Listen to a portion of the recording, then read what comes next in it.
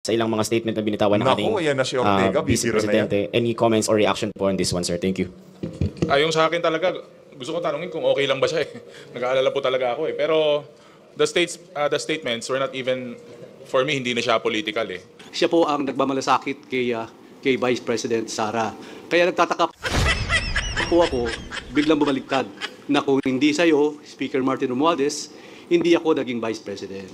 Meron pong statement ganyan nung Ito talaga mga buhaya na to, gusto lang ho nilang sagutin yung mga banat nitong si Vice President Sara Duterte. Kesyo meron pa silang turnover ceremony diyan sa mga dokumento sa Solicitor General. Pero ang bottom line ho ng kanilang press con na yan, itong mga crocodile na to, para lang ho sagutin yung mga banat nitong si Vice President Sara Duterte. Yun hong sigurado dito at yun hong aasahan natin dito sa mga medyang magtatanong dyan sa mga crocodile na yan. Pero bago ho yan mga kababayan, gusto ho muna natin pasalamatan yung ating mga kasama dito sa PH Update. Yung mga nagpakulay sa ating mga nagdaang video.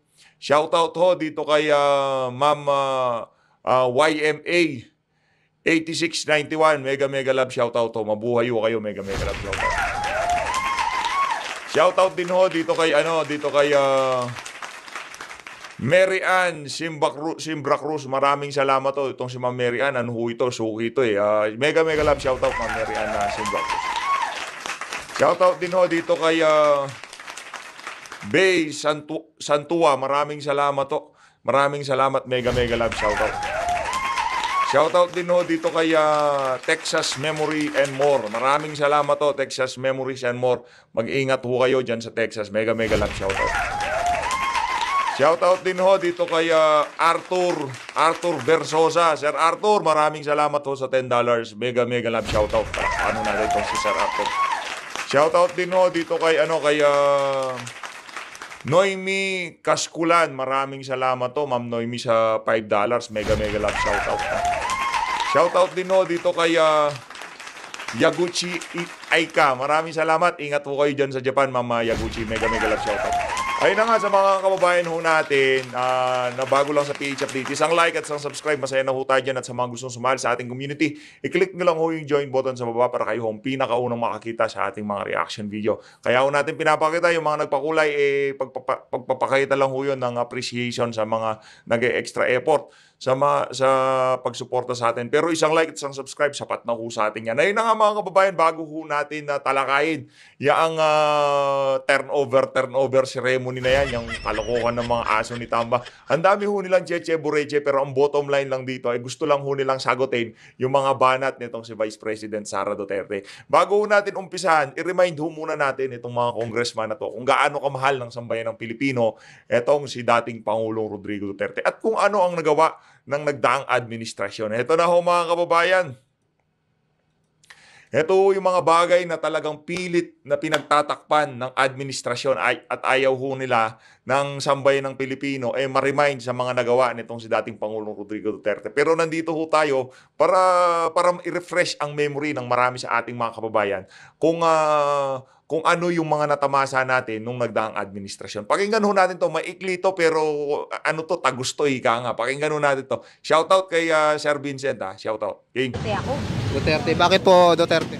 Siyempre kahit pa paano naman, marami naman nagawa ang Duterte. Correct. Saka kahit pa paano nabawasan yung mga sa drugs. Kahit sa Tondo, ramdam naman namin yun. Taga-Tondo kayo? Oo, dati kasi patago sila kung magbenta. Ngayon, lantaran na naman. Yun lang ho di ba? Yung ngayong mga panahon na to, pagka usapin ng illegal na droga, kahit saan ho kayo magpunta, magkakaparehas ang sentimiento ng ating mga kababayan. Kahit sa comment section, mag-comment ho kayo diyan. Doon diyan sa mga lugar nyo ngayon. 'Di ba? Yung paglaganap ng illegal na droga ay talaga hong napakatindi na naman ngayong mga panahon na to. Talagang wala na hong takot. Wala na hong takot itong mga itong mga bangag na to kahit sa karsada talagang nagsisession ho sila. Ganito katindi itong administrasyon na to. Kaya para dito sa mga congressman na papanoorin ho natin mamaya, magsilbi yung paalala na ang nagdaang administrasyon, marami pa rin sa ating mga kababayan ang hindi nakakalimot doon sa mga accomplishment nitong si dating Pangulong Rodrigo Duterte. Yun lang ho yun mga kababayan. Wag nyo hong kalimutan at i-share nyo ho yung ating mga video para makita ng ating mga kababayan at para ma-remind yung mga kababayan nating nabubudol ng mga Talyanista at Ensaymada ng administrasyon na to, na kung saan pinapakita nila at talagang walang backup na ebidensya na kesyo gumaganda daw ang kabuhayan ng ating mga kababayan. Sa bahagi ng video natin na to, pakinggan ho natin ang mga punto de vista nitong si Atty. Salvador Panelo.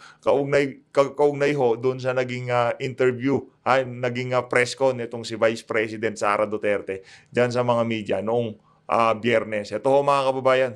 Rekta na ho tayo dito mga kababayan. Attorney Sal, yan ang mainit na pinag-uusapan over the weekend, itong mainit pahayag ni Vice President Sara Duterte. What can you say about her comments po? Kailangan hindi mo ko particular kung ano sa mga sinabi niya kasi marami siyang sinabi. We have to specify exactly. One, ano bang sa sinabi niya doon, yung sinabi niya about kay BBM na hindi niya kasalanan na hindi marunong maging presidente si BBM, Attorney Sal. And he also asked sorry sa KOJC. Iyon naman ang perception niya kasi alam mo, kanyang pananaw sa pamamahala ni PBBM, yan ay hindi lamang batay sa kanyang personal kasi kasama niya sa trabaho.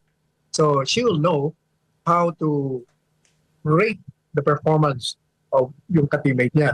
Kung hindi base rin yan sa mga naririnig niya, nakikita niya reaksyon ng taong bayan na hindi kontento sa performance ni Presidente Marcos Jr. So she's just expressing her own assessment of the President's performance. And walang makakapigil sa bawat mamamayan na magbigay ng assessment sa performance ng isang kasama sa gobyerno. And she also said, Attorney Sal, na she had a conversation with Senator Amy Marcos, sinabi niya pa niya Senator Amy na kapag hindi pa kayo tumigil, pukayin daw niya yung tatay nila doon sa, cemetery, tatapon daw sa Westfield. Ayan na naman ho tayo sa issue ng pukayan. Ang dami na ho nating tinanungan ng mga dilawan, mapahanggang sa ngayon, wala pa rin silang sagot kung sasama ba sila o hindi. You can see that also cause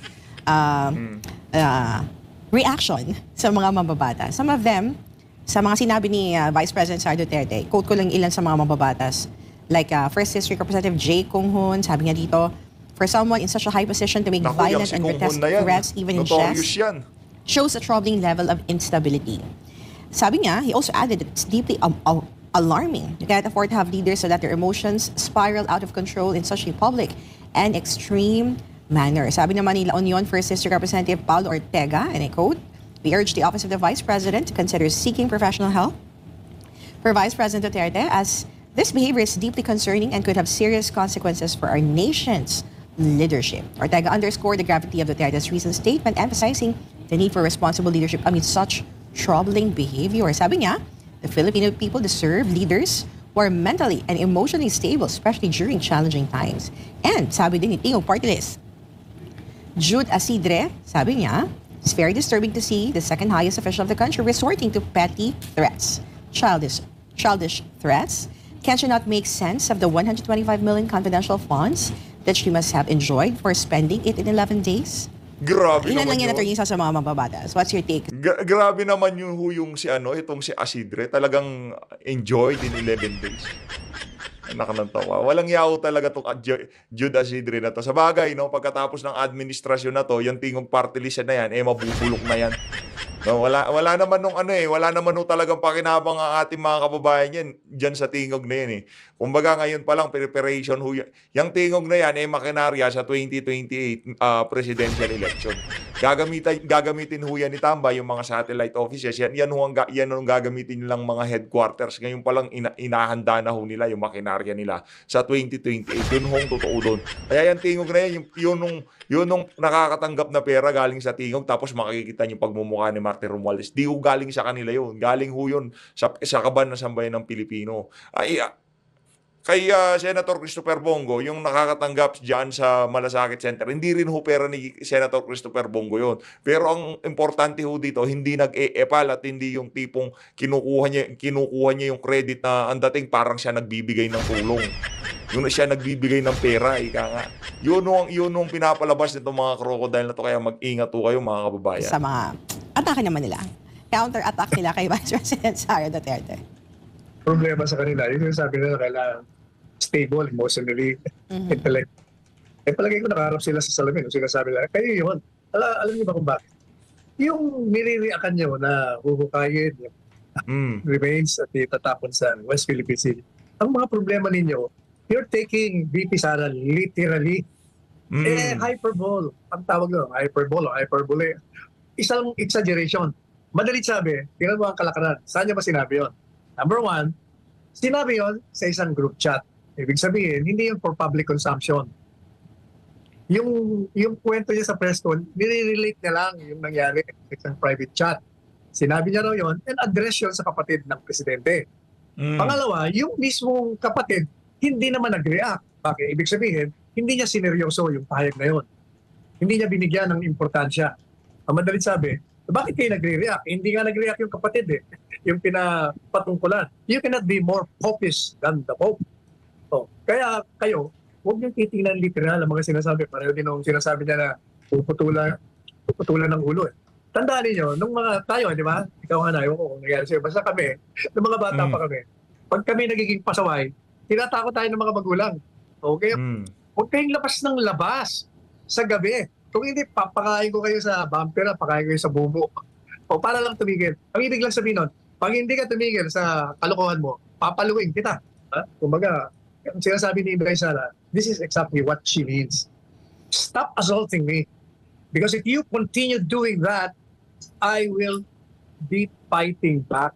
Akala ko, pagka hindi kayo tumigil, talagang huhukayin ko yan. Isasama ko lahat ng nag-volunteer.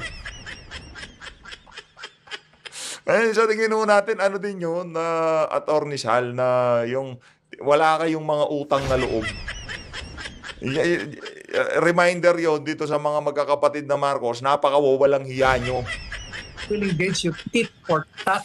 I will not sit idly and watch you destroying me. Hindi ako papayag. Yun lang ang ibig sabihin nun.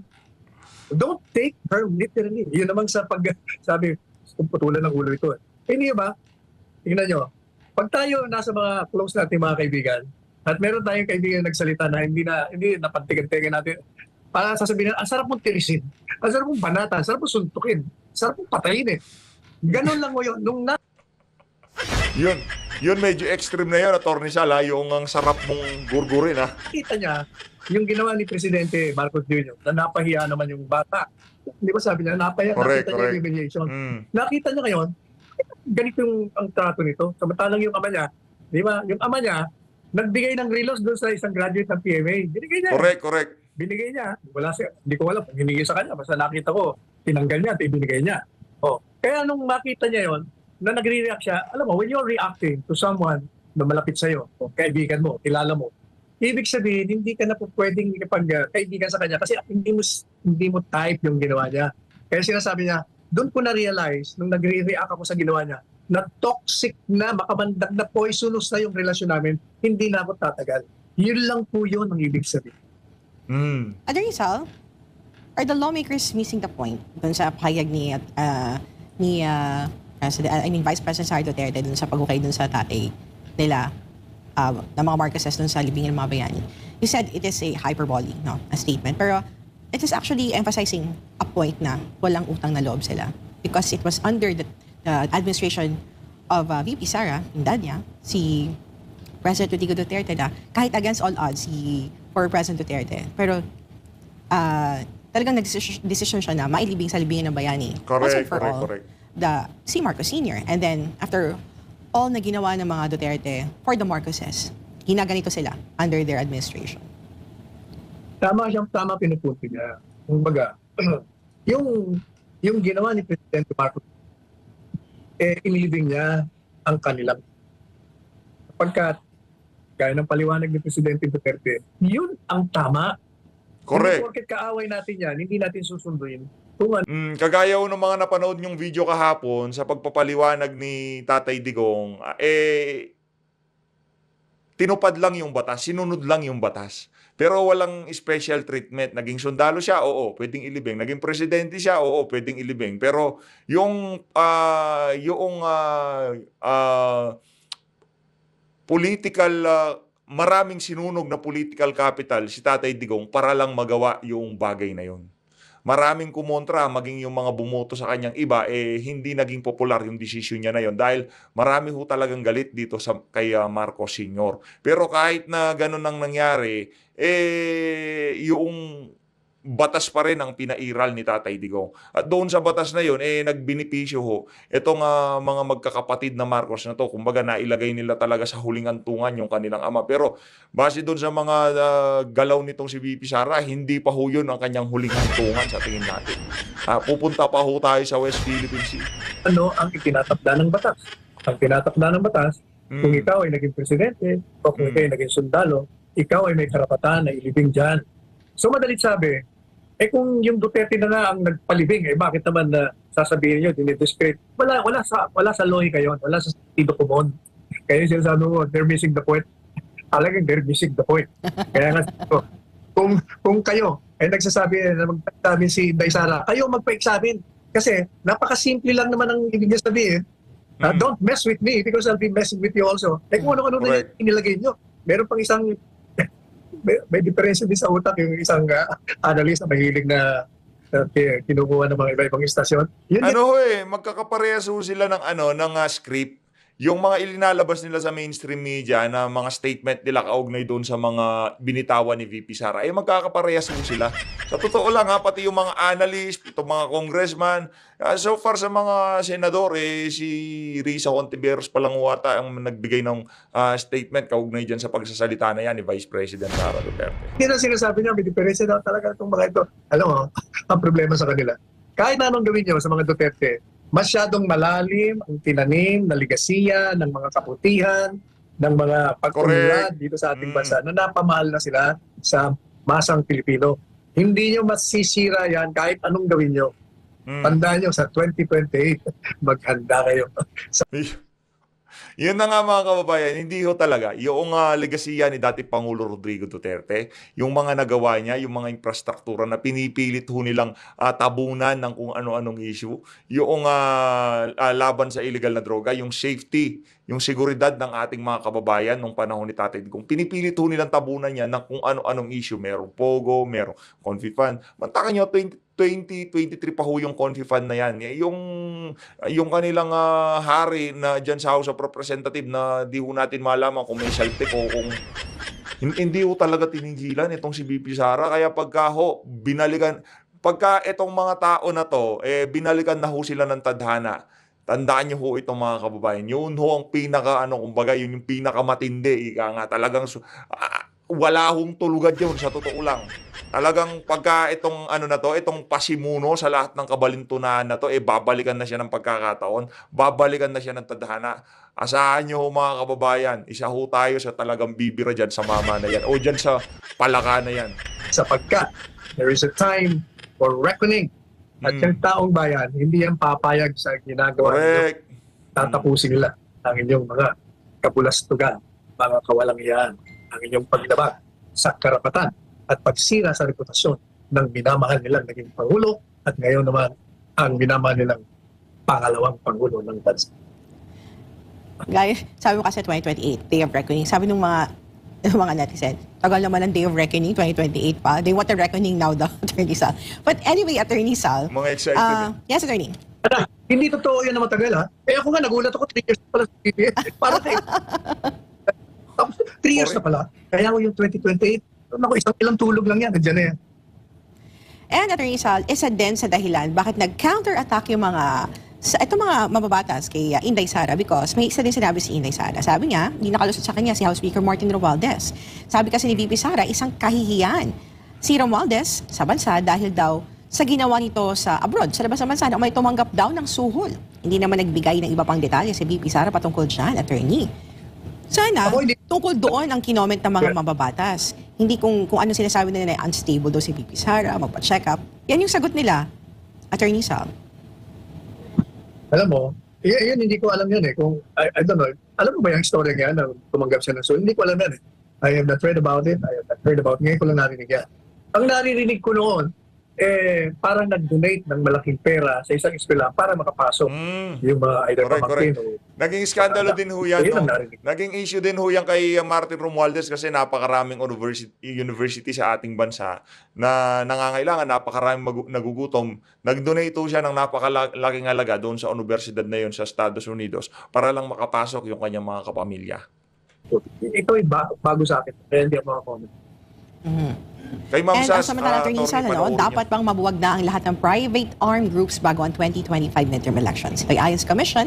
Ayun na nga mga kababayan, dito sa bahagi ng video natin na to, puntahan na ho natin yung mga aso ni Tambaluslos. Pakinggan ho natin kung ano yung kanilang mga punto de vista kaugnay doon sa naging panayam kay Vice President Sara Duterte ng mga media kahapon nung biyernes. Meron pa ho silang nalalaman photo ops na ganyan.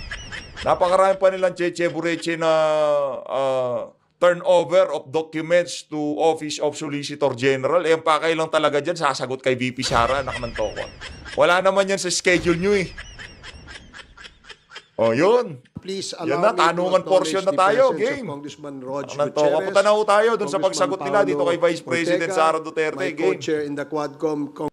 Eto, pakinggan na ho natin yung pagsagot nitong mga krokodil. Medyo mag-iinit ho kayo dito sa video na to. Pero okay lang ho yan mga kababayan. Okay lang ho yan. Kailangan ho talaga nating mag-init paminsan-minsan. Ito, pakinggan natin. Una ho itong si Congressman Ortega. Ano na lang ho, konting pagtitimpi at talagang wag niyong ibabato yung mga cellphone o kung ano mang ginagamit nyo para panoorin itong ating video. Hindi nyo na ho mapapanood yung mga video natin pagka nasira. Game. Tawa-tawa tong si Kwentong Barbero. Good morning po, good Congressman. Earl po from IBC 13. Sir, on another topic, sa press con po ni Vice President Sara Duterte and over the weekend, ilan po sa mga House leaders natin na nagpahayag ng kanilang pagkabahala sa ilang mga statement na binitawan ng ating Naku, yan na si Ortega, Vice bibira na yan. Presidente. Any comments or reaction po on this one, sir? Thank you. Kay Congressman Ortega binigay yung yung trabaho na yan. Basta kayong mga young goons, kayo ang sasagot kay VP Sara. Kami doon kami sa kay Tatay Digong. Kaya nga, yung mga matatandang yan kay Tatay Digong, yung mga bata kay VP Sara. Game. Ortega muna, Ortega. Yung sa akin talaga, gusto ko tanungin kung okay lang ba siya eh. Nag-aalala po talaga ako eh. Pero the statements were not even, for me, hindi na siya political eh. Parang it's a question of kultura. Nasa kultura ba nating mga Pilipino yung mga ganyan na statements? Ganyan ba tayo pinalaki? Ganyan ba kapaligiran natin? So, wala, mababaw na naman mga argumento mo, palibhasa, na yung utak mo napunta lahat sa balbas, anak ng toka. Wala na ho eh. Yung sinabi mo sa interview mo sa media, inulit mo na naman. Wala ho talagang laman eh. Nanalo ka lang siguro kasi Ortega ka. Yun. nanlilisik. Parang galit na galit sa mundo. So, yun lang. Kaya talagang kinestyon ko po eh. Kung talagang okay ba siya. So, yun. Grabe tuwang-tuwa. Yun naman kasama niya na nasama sa drug watch list ni dating Pangulo Rodrigo Duterte. Di umano nasama tong mama na to. Kita nyo naman. Tapos pa lang ng pagmumuka, ngiti pa lang. Naku, baka kung di congressman niya, sobrang dry na dry niyan. Congressman Rod? Ay, ano kayo? Takot. Huwag ka matakot, sir. Magbigay ka ng iyong saloobin sa sinabi ni VP Sara. Kasi alam mo, mapuputakti kayo sa social media. O yan, ito. Malakas ang loob. Si Congressman Ortega, I think it's a cultural issue, especially yung... Hindi culture, masyado kasi kayong mga literal.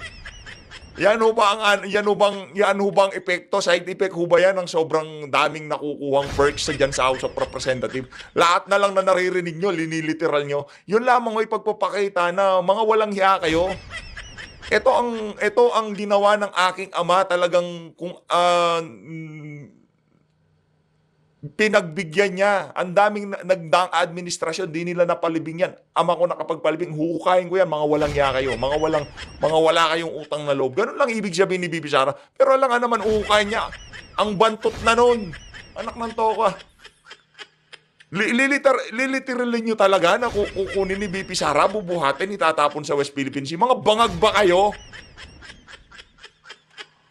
Especially yung bangkay. And I think most of the people have already complained po, no?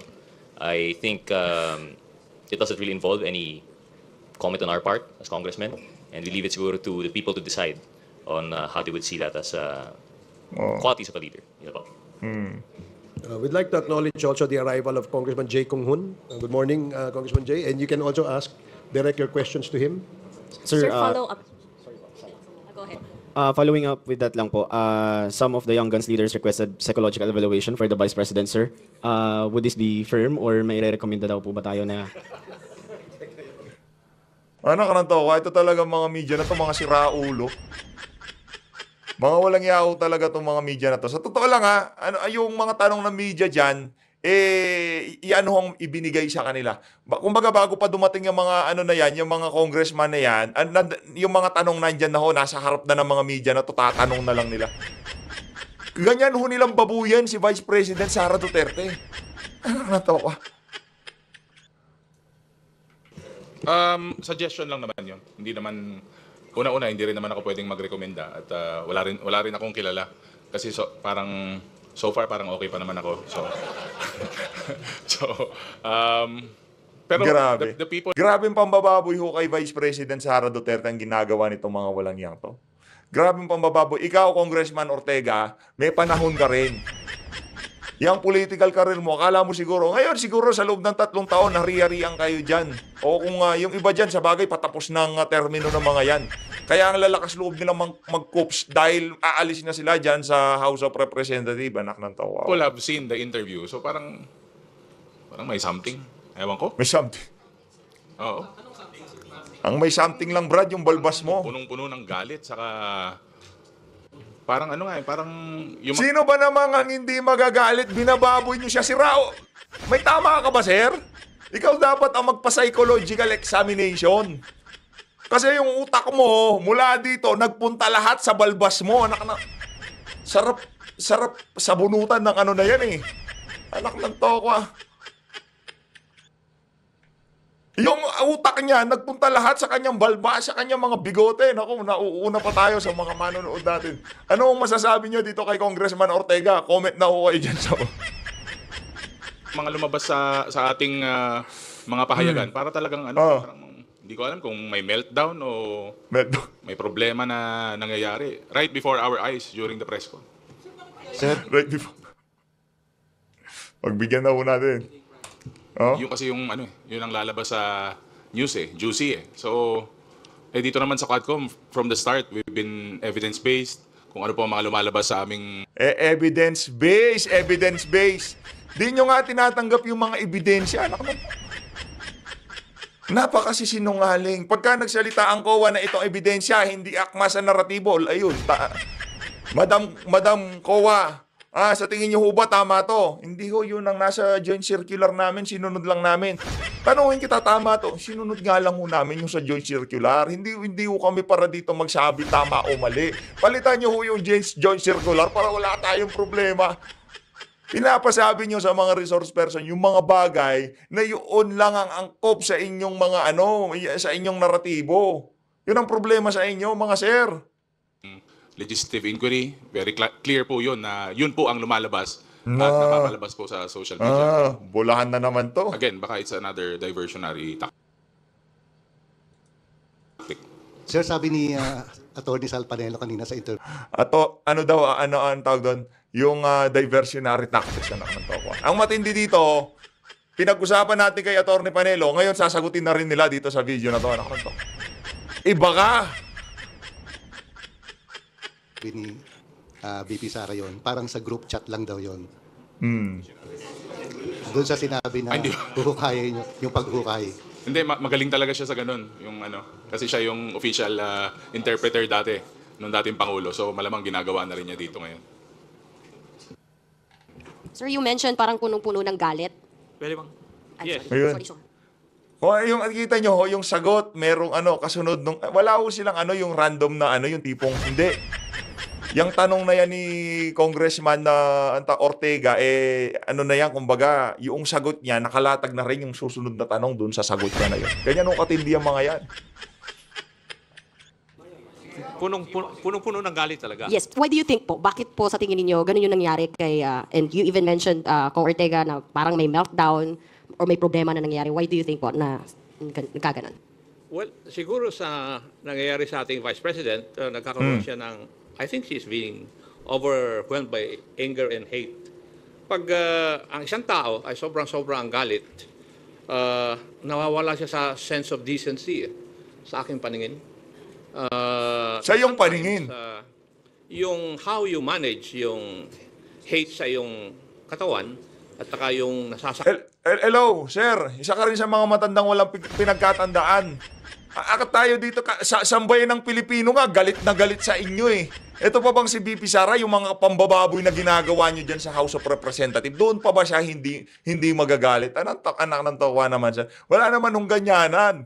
Kahit sa mga ginagawa niyong pambababoy, meron ng diferensya sa pag-iisip pagka yung isang tao hindi nagalit sa mga pinaggagawa niyo dyan sa Quadcom, dyan sa House of Representatives. Mga meron mo ba kayong dinadala? It's also a test of your character. Test? Di ba? How you manage these things.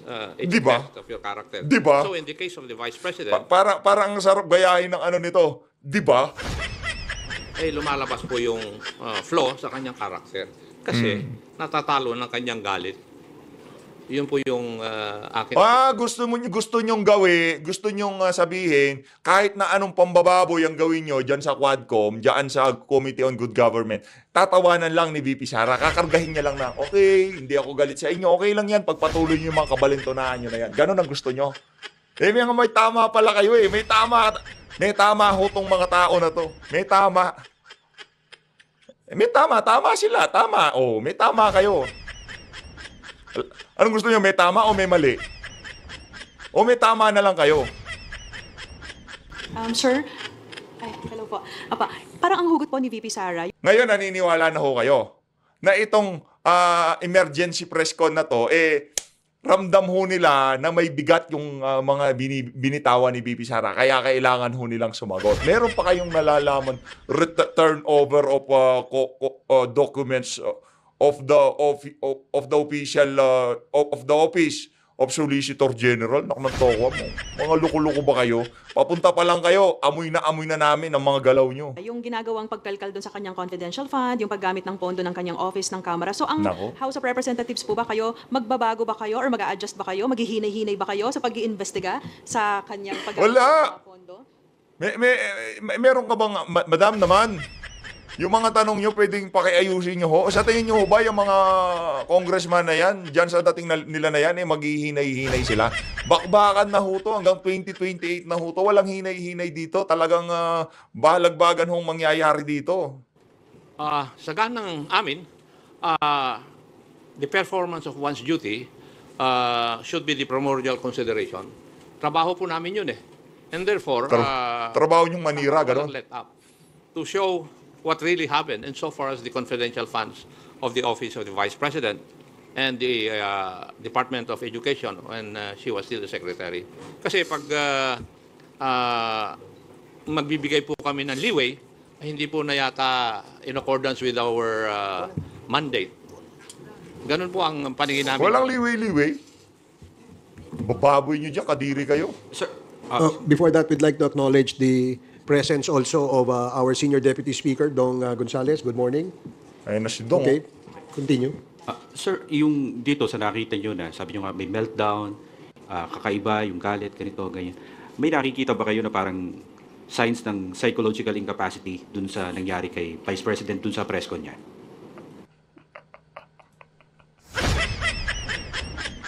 Ang script po talaga pati ng mga mainstream media palalaw. Ngayon pinapalabas na nila na may saltek itong si Vic.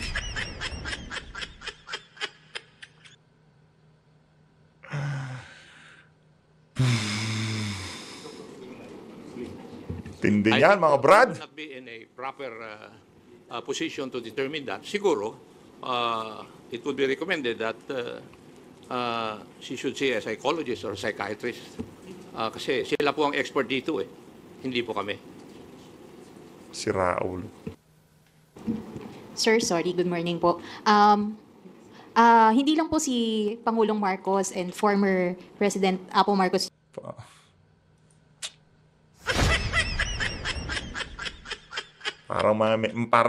Para ho silang mga may saltik. Yung, kumbaga, tinira ni VP Sara. Meron din po kasi siyang binanggit, laban din po kay Speaker Romualdez, na sinabi niyang embarrassment daw po ang ating House Speaker. As House leaders, ano pong masasabi po ninyo dun sa pahaya po na yun? That's her opinion. It's not the opinion of 120 million Filipinos. Di po ba? And she is entitled to her opinion. Sir, follow-up lang. Kasi yung embarrassment po is stemming from doon sa sinabi ni VP Sara na tumanggap daw po ng suhol si Speaker Romualdez. Do you know anything about this? Or what can you say? Walang alam yan. Walang alam yan. Saan yun? She did not expound or elaborate po yung... Walang alam yung mga yan.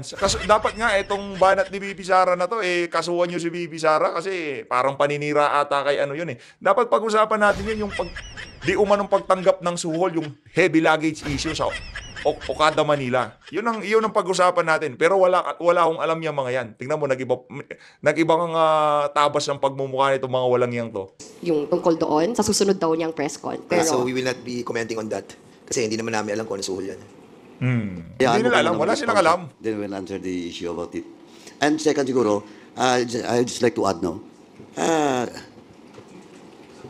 just like what we have done with the Office of the Vice President, giving due courtesy to that office.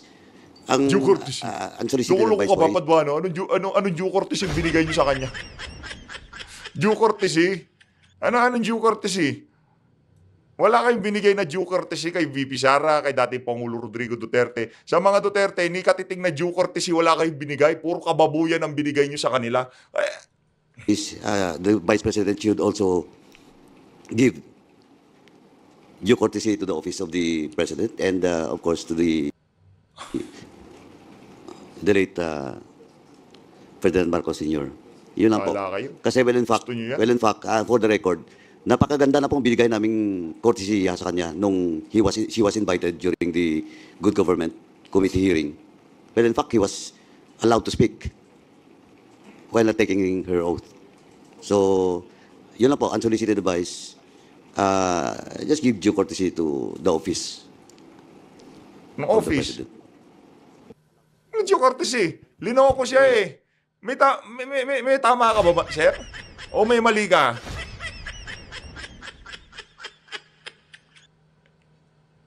Tatlong taon binibigyan niya ng due courtesy. Kahit binababoy siya, di siya pinagtatanggol. Binibigyan siya ng due courtesy. Binibigyan niya ng due courtesy itong si Marcos Jr. Ngayon, talagang all out na yung pag-atake sa kanya at hindi nagsasalita. Yung presidente na kung saan talagang tinulungan niya noong nagdaang eleksyon, pinalibing ang kanyang ama ng kanyang nitong si Tatay Digong. Anong due courtesy pinagsasabi mo, sir? Saan nang gagaling yung due courtesy mo na yan? Congressman Gonzales po, no? Well, regarding dun sa suhol, di po namin alam yun. Diba? Wala kayong alam. Ang pagkaalam ko po, from the day of the campaign, ang kasama po ni Vice President Sara ay si Speaker Martin Romualdez. Alam niyo po, sa totoo lang, pag nag-uusap kami ni Speaker, kasi po may survey na lumabas na mababasa sa Pampanga during those times, ang pinakiusap ni Speaker Romualdez sa amin na kung pwede tulungan si Vice President Sara sa Pampanga. Kasi nga, may kandidatong Kapampangan doon, si Kiko Pangilinan. At mataas si Kiko Pangilinan kasi Kapampangan. So, win-workout po namin yun. At from day one up to the proclamation, kasama po si Speaker Martin Romualdez. Hindi pa bumulong ang kung sino man ang wala pang bumulong kay Martin Romualdez noong mga panahon na yun. 3 years ago na ho yun, tapos na yun. Huwag nyo nang ibida sa amin yan. Parang merong nahuhulog sa mata mo, sir, sign of aging ho ba yan o may tama yung mga bato nyo? Tatanong lang ano ho yun, 3 years ago, tapos na ho yun. Lahat ng nangyari doon noong mga panahon na yun, di na relevant na yung mga panahon na to. Mga kababuyan lang ho yun, mga sinungalingan lang yun, di ba? Mantakan nyo yun, mga kababayan, no? Paano nyo i-remind itong si VP Sara na pinapakiusap dito kay Dong Gonzales na mababa ang kanyang nakukuhang punto sa Pampanga? Ano pa sila noon? Kumbaga, dikit pa, walang problema, okay pa yun. Pero yung pabor na ibinigay kay Marcos Jr. sa Visayas at Mindanao, di na namin babanggitin yun. Naman to ko, isang ano lang yan, isang probinsya, pinagmamalaki nyo, ang bit ng Duterte, Visayas at Mindanao. Anong klaseng kalokohan yan? Di ba? At saka wala pang bumulong na demonyo o kung sino mang bumulong kay Tambalusos na maging ambisyoso na ikaw ang papalit sa kapinsan mo. Ikaw ang papalit sa kanya, kailangan mong durugin niyang si Sara Duterte. Ang kwento, lahat po, siya po ang nagmamalasakit kay kay Vice President Sara. Yun. Kaya Oh, nagtataka- ganda ng ganda ng parang gusto ko yung ngayon, yung ang tawag dito, yung strategy nila na ngayon. Papalabasin nila na kawawa naman tong si speaker.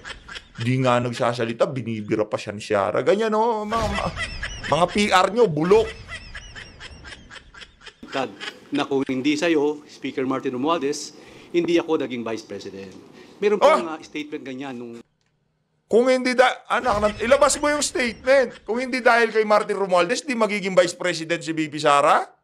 Oh my goodness, ibang klase ka, Dong. Palakpakan natin si Dong. Kaya nagkukupsu yan, tapos na termino niyan. Di na ho tatakbo sa Congress yan.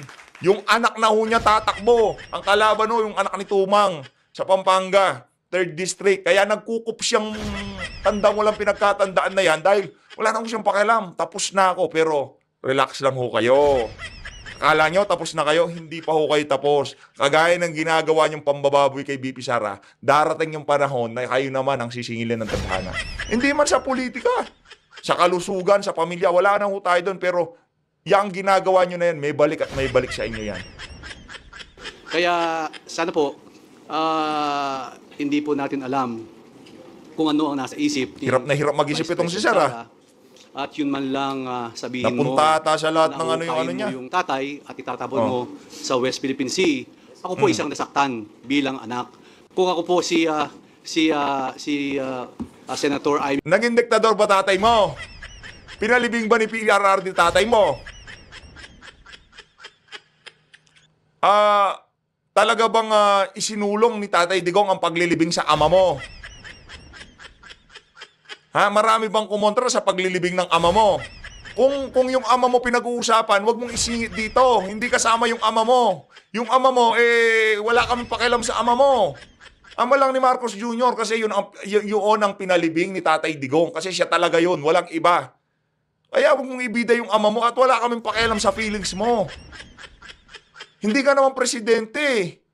Ba't ibinibida mo yung feelings mo? Ni Marcos, sinabi sa tatay ko yun, palagay ko. Hindi na po kami pwedeng magkita at mag-usap sa panahon na yun. Sasabihin ko, ibang klase na to, ibang usapan na to. So sana po walang ganyang usapan. At yung ganyang naririnig kong mga salita, pag umiinom sa kanto, sa barangay, paglasing na, biruan lang yun, di ba? Pero walang ganyang, parang wala pong ganyan. Medyo, ako po, honestly nasaktan ka? After yung press conference niya, meron po, nasa palasyo po ako, birthday po ni E.S. Bersamin. Pero gusto kong sabihin sa presidente, pero hindi ko po nasabi. Kasi baka ayaw po niyang marinig yun. Pero deep inside in my heart, ako po talaga nasaktan doon sa sinabi niya. Because I'm... Nakanantok ko. Matindi kayo. Ganyan kayo magpakaaso eh. hindi na kayo binibira kaya pero kayo pa nasasaktan. Ganyan ho kayo katindi magpasibsib dito sa administrasyon na to. Naniniwala na ho kayo na ang pakay ng press con na yan, talagang hindi ho dun sa dokumento. Kalukuhan yun. Dokumento lang, ipapasa mo, papapress con ka pa. Kalukuhan. Yan ho talaga, yung kung ilang oras man ang itatagal nito, kung aabot man 3 araw to, mag-iikot-ikot lang ho yan kay Vice President Sara Duterte. I'm also, anak po ako eh. Hindi na po ako makakakita ng tatay. Isa lang po ang tatay ko. Tapos sasabihin po sa tatay ko yun, hukayin niya at itatapon niya. Irrelevant ang feelings mo. Kasi hindi naging diktador ang ama mo. Hindi kumukontra mga dilawan noon para ipalibing yung ama mo kung saan mang ilinibing. Wala kaming pakialam, huwag mong isingit dito. Hindi ko parehas. Kahit anong gawin nyo. Kahit nasabihin nyo masaktan pa kayo, wala kaming pakialam. Wala kaming pakialam, hindi naman naging presidente ama mo ha. Hindi naman tinulungan ni Tatay Digong na ipalibing yung ama mo. Yung feelings mo, hindi natin pwedeng ikumpara sa feelings sa mga Marcos. Kasi naging diktador ang ama niya. Tapos ang nagpalibing si Tatay Digong, maraming kumukontra. Kaya anak ng toka, Dong Gonzales naman. Ay, nako. Napakasakit po nun. So bilang isang Kristiyano, bilang isang batang pinalaki sa maayos, palagay ko foul po yun. Salamat. Foul. Okay, foul na akong foul. Ayun na nga mga kababayan. Abangan nyo yung susunod na video natin. Pag-arangkada pa lang ng video natin, ito kagad babanatin natin. Tuloy ho natin to sa susunod na video. Medyo maba na ho itong video natin na to. Medyo napasarap ho ang ating kwentuhan. Maraming salamat sa mga nag-like, nag-share, nag-comment, nag-super chat. Hindi pa ho kayo mababate sa susunod na video na lang ho yun. Mag-ingat ho kayong lahat. Maraming salamat sa pagsuporta sa PH Update. Saludo. Mahalin natin ang Pilipinas.